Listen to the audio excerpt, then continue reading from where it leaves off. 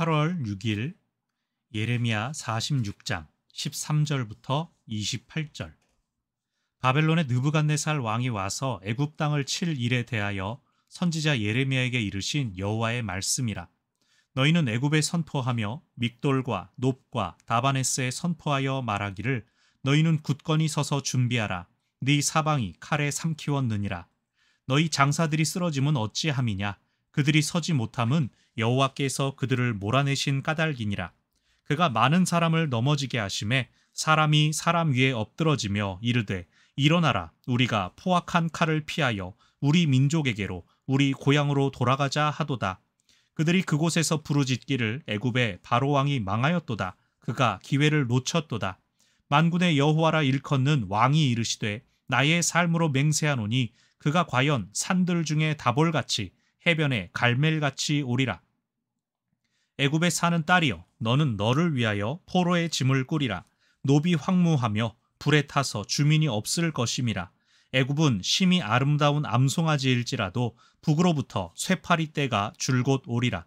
또 그 중에 고용꾼은 살찐 숫송아지 같아서 돌이켜 함께 도망하고 서지 못하였나니 재난의 날이 이르렀고 벌받는 때가 왔음이라. 애굽의 소리가 뱀의 소리 같으리니 이는 그들의 군대가 벌목하는 자 같이 도끼를 가지고 올 것임이라. 여호와의 말씀이니라. 그들이 황충보다 많아서 셀 수 없으므로 조사할 수 없는 그의 수풀을 찍을 것이라. 딸 애굽이 수치를 당하여 북쪽 백성의 손에 부침을 당하리로다. 만군의 여호와 이스라엘의 하나님께서 말씀하시니라. 보라, 내가 노예 아몬과 바로와 애굽과 애굽 신들과 왕들 곧 바로와 및 그를 의지하는 자들을 벌할 것이라. 내가 그들의 생명을 노리는 자의 손 곧 바벨론의 느부갓네살 왕의 손과 그 종들의 손에 넘기리라. 그럴지라도 그 후에는 그 땅이 이전같이 사람 살 곳이 되리라. 여호와의 말씀이니라. 내 종 야곱아, 두려워하지 말라. 이스라엘아, 놀라지 말라. 보라, 내가 너를 먼 곳에서 구원하며 네 자손을 포로된 땅에서 구원하리니 야곱이 돌아와서 평안하며 걱정 없이 살게 될 것이라.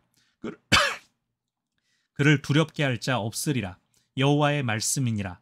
내 종 야곱아, 내가 너와 함께 있나니 두려워하지 말라.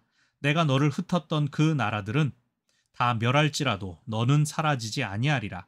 내가 너를 법도대로 징계할 것이요 결코 무죄한 자로 여기지 아니하리라 하시니라. 아멘.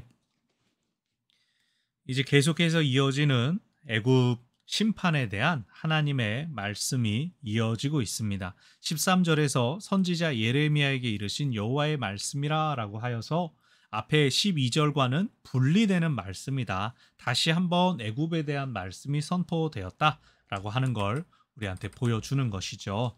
그러면서 애굽에 선포하여라 믹돌, 놉, 다바네스 하는 애굽의 도시들이 나오는데 여기는 애굽의 북부 도시가 아닙니다. 남쪽에 있는 도시입니다. 지금 사방이 칼에 삼키웠다라고 하여서 이 바벨론의 군세가 굉장히 강하게 밀고 내려올 것임을 이야기하는 것이죠. 바벨론의 느부갓네살이 갈그미스 전투에서 승리했을 때 바로 남쪽으로 내려가지는 않았습니다. 바벨론으로 돌아가서 주전 한 604년에 즉위식을 치른 다음에 그러니까 느부갓네살이 그 전에는 이제 그 앞에 나보폴라사르 왕이 있었습니다. 그 밑에서 이제 일하다가 이제 느부갓네살이 정식으로 즉위식을 치르고 다시 쳐들어가서 한 3년 정도 계속 공격을 했었죠. 그래서 이 바벨론이 애굽을 완전히 굴복시키지 못했지만 아수르처럼 완전히 정복하지는 못했지만 그럼에도 불구하고 애굽은 다시는 이 유다를 비롯한 북쪽으로 다시금 진군할 만한 저력을 완전히 잃어버리게 됩니다. 애굽의 공세가 워낙 강력했기 때문에. 그런데 이렇게 하고 있었던 일이 이미 여호야김 왕 초반 때에 있었어요. 그런데 여호야김 왕이 여전히 눈치를 못 보고 애굽이 다시 일어날 것이다. 저 바벨론은 저 유브라데 강을 타고 멀리서부터 왔기 때문에 가까이 있는 애굽이 다시 일어날 것이다. 자꾸 그 애굽을 바라보며 응원하고 있다가 바벨론에게 반역을 일으켜서 애굽이 도와줄 거라 믿고 반역을 일으켜서 근데 그게 언제까지예요? 여호야김뿐만이 아니라 시드기야 왕에 이르기까지 아무도 정신을 차리지 않고 계속 애굽 애굽 이러고 있었던 것 때문에 하나님께서 심판하시죠. 여러분, 이방에 대한 말씀은 누구를 향하여 선포되는 걸까요? 이거 유다 보고 들으라는 겁니다. 이스라엘 민족들 보고 너 잘 들어라. 애굽에 대해서 내가 이러이러한 일을 할 거다라고 알려주시는 겁니다. 뭡니까? 너네 그 나라들 의지하지 말아라. 나만 의지해라 라는 말씀을 거듭 주시는 거예요. 15절 가운데 보십시오. 장사들도 다 쓰러져서 서지 못한다. 왜? 하나님께서 그들을 몰아내시기 때문이다. 하나님께서 많은 사람들 넘어뜨리시고 엎드러 뜨리신다. 그래서 그들이 아유 우리 돌아가야겠다 라는 소리 할 수밖에 없다. 그러면서 17절 그들 스스로 이제 말하는 겁니다. 바로가 망했구나. 이제 다시 일어날 만한 힘이 없구나. 바로 왕이 망하였다 하지만 이제 더 쉬운 말로 이집트의 파라오가 망했다. 파라오는 신의 아들인데요. 신의 현현인데요.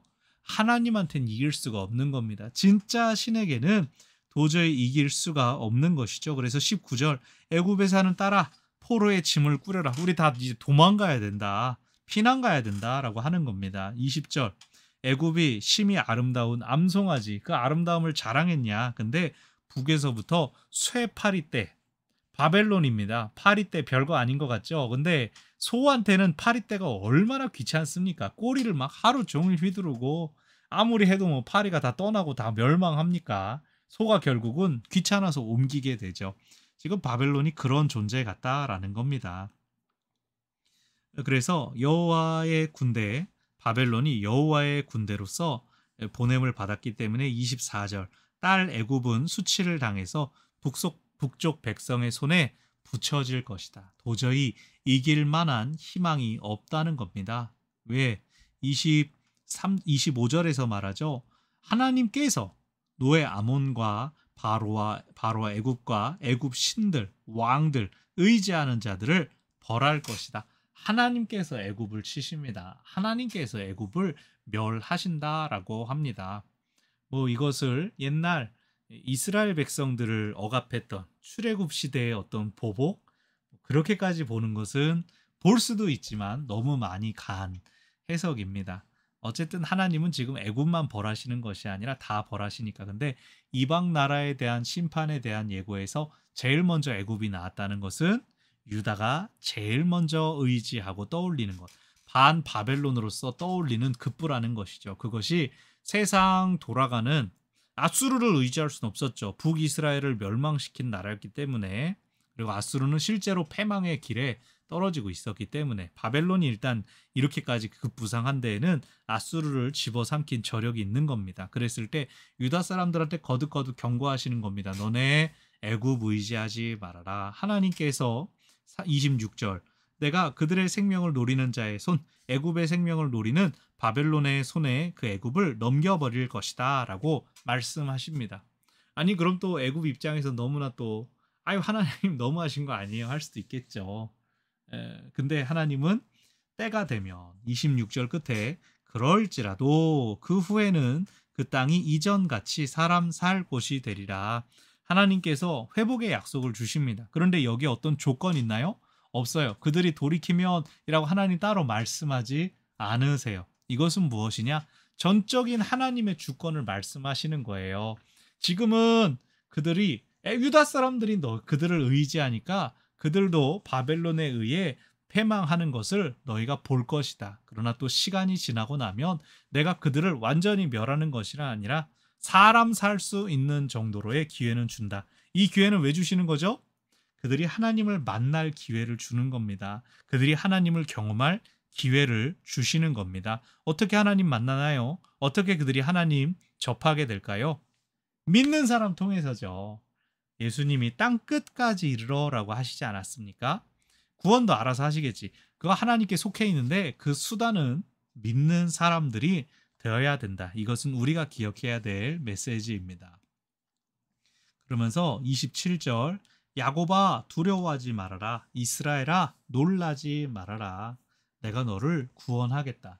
그러니까 아니 이 시대에 지금 바벨론에 필적할 만한 나라가 애굽밖에 없는 것 같은데 그 애굽도 멸하게 되면 우린 소망이 없는 것이 아니냐. 우리가 누구를 바라보며 누구를 의지할 수 있겠느냐라고 할 때 하나님은 말씀하시는 겁니다. 내 종 야곱아, 너는 나의 종이다. 두려움 알면 놀라지 말아라. 내가 너를 구원할 것이다. 내가 너를 먼 곳에서 구원하고 포로된 땅에서 구원할 것이다. 너네가 포로되는 걸 피할 수 없다 하더라도 내가 그곳에서 너희를 돌이키겠다. 돌아오면 평안하며 걱정 없이 살고 너희를 두려워하게 할 자가 없을 것이다.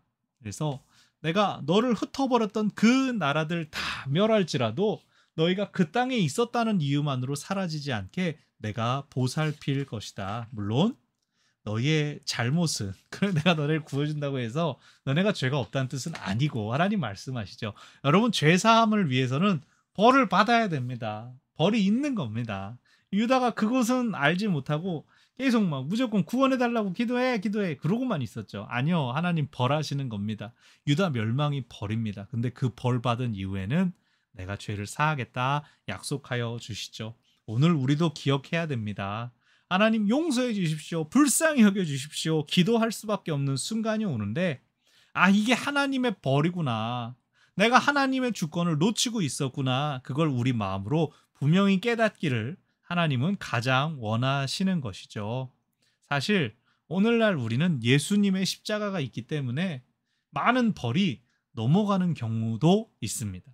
또 누군가는 벌을 받는 경우도 있습니다. 그건 하나님과 여러분 관계 안에서 소통하셔야 돼요. 어떤 분은 어떻게 살아요? 라고 하는데 자기는 그게 벌이 아니라고 이 정도면 감사하다고 하는 사람도 있고 어떤 사람은 아주 작은 일도 더 예민하게 나는 벌을 받았어요 라고 하는 경우도 있지 않습니까? 그래서 그건 하나님과의 관계 안에서 예수님의 십자가로 하나님이 다 용서해 주셨는가? 아니면 그 후에 또 벌을 받고 있어서 더 깨달아야 되는가? 그건 각 개인의 하나님께 응답하는 것이고 중요한 것은 무엇이냐? 하나님은 당신의 백성을 결코 멸하지 않으시며 당신의 백성을 살리시는 유일한 구원자가 되신다. 그래서 오늘 말씀도 마찬가지로 우리를 살리시며 구원하실 하나님을 기억하며 하나님을 붙들고 하나님을 의지함으로 이 땅 가운데 담대히 서는 하나님의 백성들, 참으로 하나님의 주권을 인정하며 고백하며 하나님과 살아가는 하나님의 사람들 우리 모두가 되시기를 바랍니다.